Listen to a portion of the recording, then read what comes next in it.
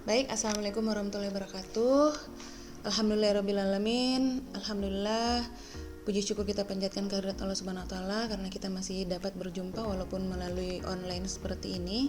Tetapi saya berharap ilmunya dapat Anda terima dan mudah-mudahan adik-adik mahasiswa semua dalam keadaan sehat. Amin ya robbal alamin. Baik. Walaupun keterbatasan situasi seperti saat ini kita tidak bisa bertemu secara bertatap muka secara langsung, tetapi saya memaksimalkan waktu ini untuk menyampaikan materi kepada adik-adik semua, dan sekiranya adik-adik juga mencari referensi di luar daripada yang saya jelaskan. Jadi adik-adik bisa mendownload atau mencontohi dan mempelajari baik itu penulisan proposal PKM di internet yang sudah berbau jurnal, kemudian nonton YouTube-nya, tata langkah pembuatan proposal. Jadi banyak sekali yang adik-adik bisa pelajari secara otodidak selain dari yang saya berikan, karena mungkin yang saya berikan ini hanya berapa persen saja, mungkin sekitar 20-30%.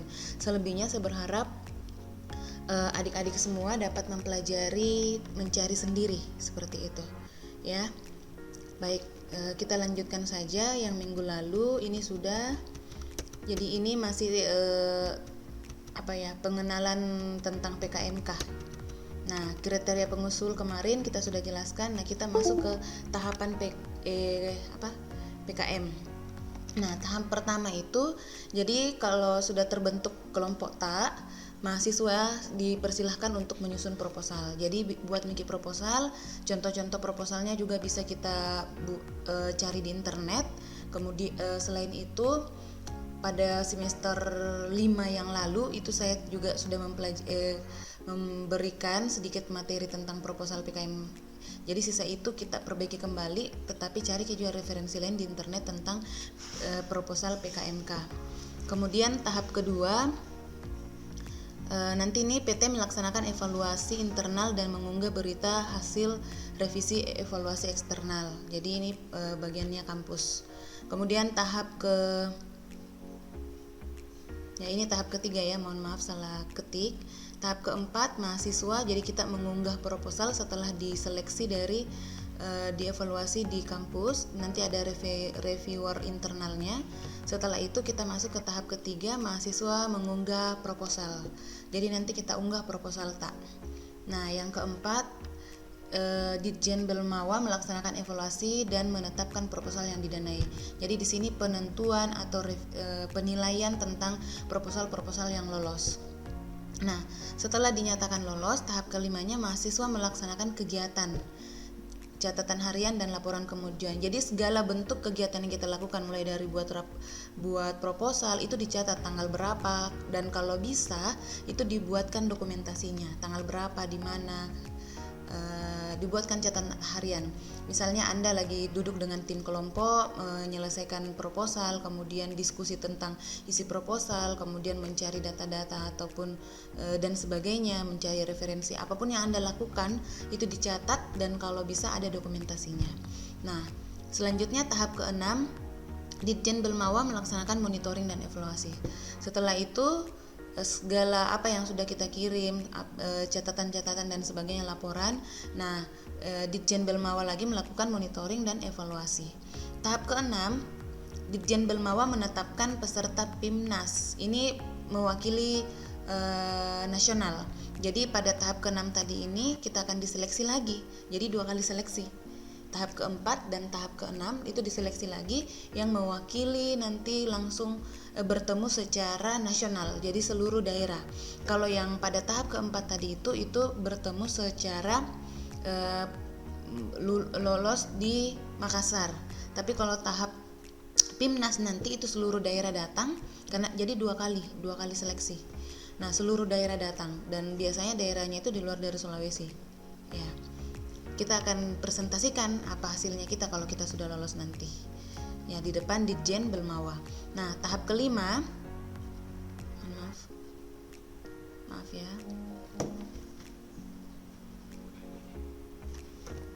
Nah, tahap ketujuh ya, mohon maaf, ini tahap ketujuh yang ini. Mahasiswa peraih pendanaan mengunggah laporan akhir dan peserta PIMNAS mengunggah artikel dan poster. Nah, pada tahap ini tadi, tahap keempat ya, kita kembali ke situ. Kita mengunggah semua laporan akhir di sini tahap kelima. Tahap keempat dan tahap kelima ya. Kita mengunggah laporan akhir hasilnya kan pertama yang kita ajukan hanya proposal.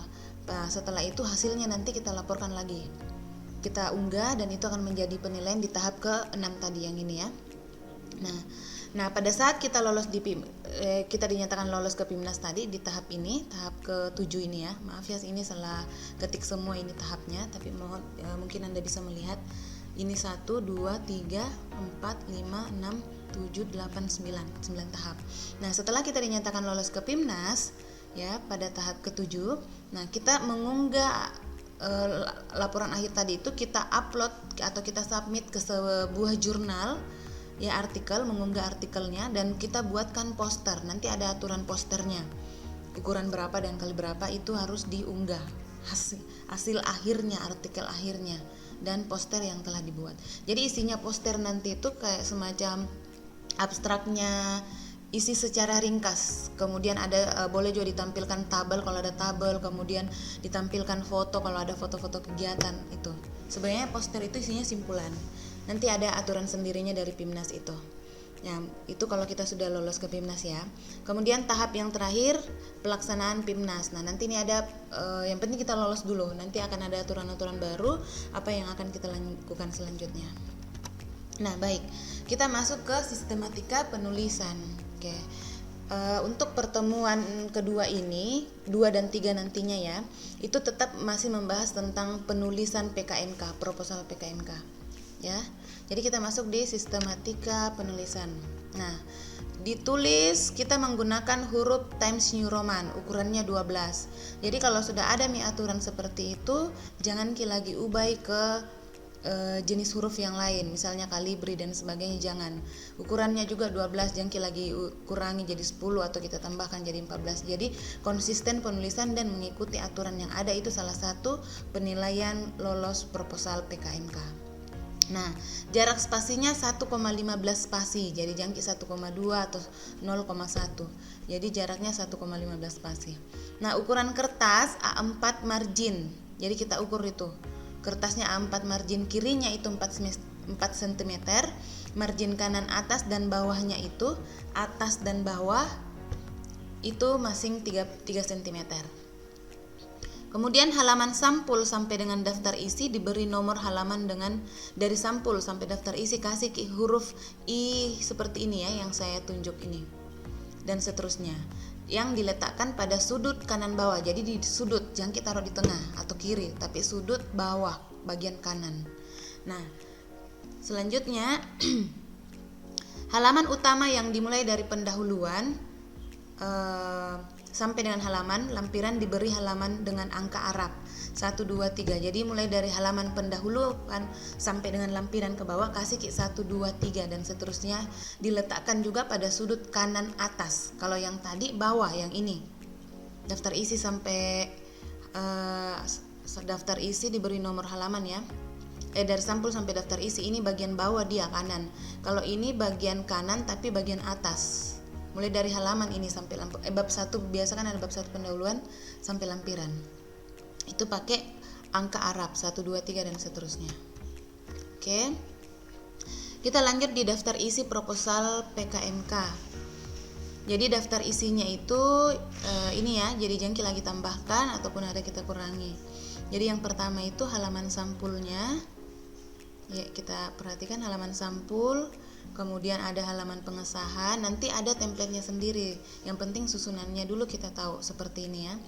Halaman sampul, halaman pengesahan, daftar isi, bab 1 pendahuluan, bab 2 isi, bab 3 metode pelaksanaan, kemudian bab 4 biaya dan jadwal pelaksanaan. Yang terakhir itu lampiran-lampiran. Jadi contoh proposal yang telah saya ajarkan pada semester 5 itu hampir mirip dengan proposal PKMK yang akan kita ajukan. Ini ya. Jadi tetap diikuti ini daftar isinya. Oke. Yang kita tambahkan atau ada yang kita hilangkan atau atau ada yang kita lebih-lebihkan daripada ini, maka itu juga bisa memengaruhi tingkat tingkat penilaian reviewer. Nah, bab 1 pendahuluan isinya apa? Nah, ini ya saya jelaskan. Jadi pendahuluan, jadi beda ya, kan ada PKMP. Kalau kita fokus ke PKMK. Ya, program kreativitas mahasiswa kewirausahaan. Jadi memang kita fokus di wirausaha. Nah, isinya dari pendahuluan itu ada latar belakang atau alasan yang mendasari disusunnya proposal PKMK. Apakah berdasarkan atau atas hasil riset pasar. Jadi harus ada alasan kenapa Ki mau mengambil judul itu misalnya. Ya, saya kasih contoh, Anda ingin mengambil judul tentang ikan bandeng karena mungkin di Malang banyak ikan bandeng, tetapi pengelolaannya itu tidak efektif dan dijual di pasar hanya seperti itu. Nah, kita mau mengangkat nilai ekonomis dari ikan bandeng ini dengan menggunakan cara-cara seperti apa. Jadi alasannya dulu kita cari survei dulu pasar, survei dulu lokasi, kemudian supaya bisa kita tahu, oh yang banyak di daerahku ini, tetapi hanya dimanfaatkan sebagai ini, padahal sebenarnya lebih dari itu. Nah, itu yang dimaksud. Jadi cari dulu masalah yang ada di lingkungan tersebut, kemudian apa keunggulannya yang kira-kira yang bisa diangkat untuk menjawab masalah-masalah tersebut. Atau inisiatif sendiri untuk membuka pangsa pasar, boleh juga. Kemudian ungkapkan pula jenis dan spesifikasi teknis komoditas yang akan menjadi modal berwirausaha. Nah, jadi seperti ini isinya pendahuluan. Nah, pertanyaannya, apakah di pendahuluan itu serta-merta hanya masalah dan masalah yang ada di pasar dan keunggulan. Nah, di pendahuluan itu boleh juga kita masukkan maksimal 2 teori yang mendukung pendapat tak, itu boleh. Paling banyak sekali itu 2 teori. Jadi sebenarnya hampir sama dengan penelitian, cuman perbedaannya adalah kita lebih fokus ke wirausaha. Kalau penelitian kan kadang sesuai dengan disiplin ilmu kita, manajemen. Oh, seperti itu. Nah, itu isi dari pendahuluan. Pendahuluan ini bisa paling banyak itu 2 lembar. Ya, jadi bercerita lebih banyak itu pendapatnya penulis ketimbang teori karena bukan tempatnya. Hampir sama dengan penelitian. Jadi lebih banyak menguraikan tentang situasi dan kondisi. Jadi boleh pakai teori di situ, referensi, misalnya keadaan lokasi di situ dijelaskan sedikit saja. Oke, seperti itu di bab 1 pendahuluan. Baik, kita masuk di bab 2, gambaran umum rencana usaha. Nah, pada bab ini uraikan kondisi umum lingkungan yang menunjukkan potensi sumber daya dan peluang pasar, termasuk analisis ekonomi usaha yang direncanakan. Sajikan secara singkat untuk menunjukkan kelayakan usaha atau cash flow minimal untuk 1 tahun ke depan yang dapat menunjukkan keberlanjutan usaha. Jadi pada bab ini uraikan kondisi lingkungan, misalnya daerah Masamba, kondisi lingkungannya seperti apa, pilih misalnya satu desa, maka jelaskan bagaimana kondisi lingkungan. Tetapi yang menunjukkan tadi keunggulan sumber daya atau peluang besar yang bisa diangkat sebagai judul dalam proposal PKMK. Ya, termasuk analisis ekonomi usahanya. Ya, disajikan secara singkat, kemudian sajikan juga kelayakan usahanya gitu. 1 tahun ke depan kira-kira progresnya itu kalau dijalankan ini usaha seperti apa bentuknya. Nah, itu boleh diceritakan. Nah, pada bab 2 gambaran umum itu juga boleh ada teori. Paling maksimal itu 2 teori untuk menunjang pendapat tak. Ya, hasil ide tak supaya lebih akurat lagi.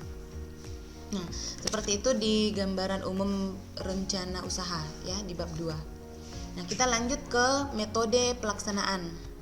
Nah, metode pelaksanaan itu menyajikan uraian tentang teknik, cara membuat komoditas usaha, mengemas dan memasarkannya sekaligus tahap pekerjaan dalam pencapaian tujuan program. Nah, seperti yang saya jelaskan pada semester 5 ya, yang semester lalu tentang proposal PKMK. Jadi di bab 3 itu kalau kita perbedaannya, dia kalau penelitian kan kita menjelaskan misalnya metode yang kita gunakan, metode kualitatif kuantitatif. Nah, karena ini dia proposal PKMK, proposal PKMK berbau kewirausahaan bukan penelitian, maka di metodenya itu kita menjelaskan tentang teknik atau cara membuat usaha tak itu yang kita usulkan. Nah, misalnya cara pertama Anda misalnya mensurvei pasar dulu. Kedua, Anda misalnya membuat mencari keunggulan yang ada di desa tersebut atau lokasi tersebut. Yang dijelaskan semua tata-tata cara dalam mengembangkan usaha tersebut. Nah, seperti itu. Kemudian cara mengemasnya. Misalnya Anda membuat sebuah produk, nah sudah jadi tadi komoditas usahanya, selanjutnya adalah pengemasan. Dan yang ketiga, kita juga harus menjelaskan cara pemasaran di bab 3 ini, metode pelaksanaan, cara memasarkannya. Sudah ada komoditas usaha, kemudian sudah dikemas, selanjutnya kita harus memikirkan dan menjelaskan di bab 3 bagaimana kira-kira cara pemasaran, apakah melalui media online, secara langsung, dan sebagainya. Kemudian kalau misalnya dia menggunakan media online, itu juga perlu dijabarkan media online bagaimana, kemudian cara pemasarannya nanti itu seperti apa jika misalnya menggunakan media online jual beli toko lapak misalnya. Nah, atau kita buat sendiri medianya. Ya, khusus untuk menjual produk kita. Nah, itu boleh dijelaskan di bagian pemasaran. Nah, jelaskan juga tahapan pekerjaan untuk mencapai tujuan program usaha tak ini. Ya, dijelaskan secara rinci, boleh pakai deskripsi, dijelaskan secara deskripsi, boleh juga Anda menjelaskan secara uraian. Yang penting jelaskan dari khusus ke umum, dari tahap susahnya itu usaha sampai pada pencapaian keberhasilan usaha tersebut. Ya, seperti itu. Nah, mungkin untuk bab 4 jadwal kita jelaskan lagi pada pertemuan ketiga. Jadi saya berharap pada pertemuan kedua ini kita nonton baik-baik karena harus ada progres. Jadi setelah Anda menonton video ini, saya berharap Anda juga ada progres, mungkin sudah dibuat bab 1-nya atau bab 2-nya sampai di bab 2. Harus ada progres yang Anda sajikan. Jadi nanti ada grup yang kita buat atau kita kirim lewat LMS ataupun kita kirim lewat WhatsApp group. Nanti kita fasilitasi itu dan kita perbincangkan di WhatsApp group. Intinya dari materi yang kedua ini harus ada progres yang dihasilkan setiap kelompok yang telah dibuat pekan lalu. Jadi sajikan apakah itu dalam baru bab 1, jadi sambil dibuat Anda sambil konsultasi juga supaya progresnya itu tetap berjalan gitu. Nah, kalau hanya menjelaskan seperti ini, kalau misalnya ada yang kita lupa, kita buka kembali. Nah, dari awal juga saya jelaskan bahwa cari referensi yang lain, dan ada seniornya kemarin yang lolos juga PKMK, yaitu tentang perhitungan harga pugalu di Masamba. Ada juga tentang dodol karra, itu boleh diambil ya, diminta filenya, kemudian kita ikuti caranya. Nanti kalau misalnya ada kendala-kendala, kita boleh tanyakan mungkin pada pertemuan mungkin setelah selesai materi ini ya, mungkin di pertemuan keempat nanti pada saat penentuan judul juga. Jadi sembari berjalan ceritanya ini, sembari saya jelaskan setiap pertemuan, sembari Anda juga sudah melirik-lirik judul kira-kira apa yang cocok. Kemudian kalau bisa dibuat-buat saja, walaupun mungkin baru sedikit yang Anda buat, tetapi itu sudah menjadi penilaian buat saya juga, supaya kelompok ini sudah progresnya sampai sini, dan bertanya supaya sambil jalan Anda juga paham seperti itu. Jadi silahkan cari proposal apakah dari internet, dari seniornya dan sebagainya. Jadi jangan hanya mengharap dari penjelasan ini ya. Mungkin seperti itu. Nanti pada pertemuan 4 kita akan membuka ketua tingkat ya. Sarannya saya, kita secara Zoom, kemudian proposal yang dibuat itu boleh kita tampilkan nanti pada saat Zoom, atau kalau memungkinkan kondisinya bisa kita tatap muka dan tampilkan sesuatu yang sudah kita kerjakan, supaya ada yang saya koreksi, supaya ada yang saya berikan masukan. Oke? Ya, mungkin kalau ada yang mau ditanyakan dari penjelasan pada pertemuan kedua ini, silahkan nanti di ruang chat di YouTube saya juga bisa, di ruang chat WhatsApp juga bisa, boleh di Japri ataupun lebih baiknya sih di grup yang sudah dibuat. Nah, itu boleh kita sharing di situ. Jadi tetap belajar secara otodidak. Oke, baik. Mungkin sekian saja untuk hari ini pada pertemuan ketiga ini. Mudah-mudahan apa yang saya jelaskan ini adik-adik semua dapat memahaminya. Baik, mohon maaf kalau ada salah-salah kata dan kesalahan dalam menjelaskan. Ya, kesalahannya itu dari saya. Jadi mudah-mudahan segala yang baiknya dapat kita petik. Ya, kurang lebihnya mohon dimaafkan. Fastabiqul khairat. Assalamualaikum warahmatullahi wabarakatuh.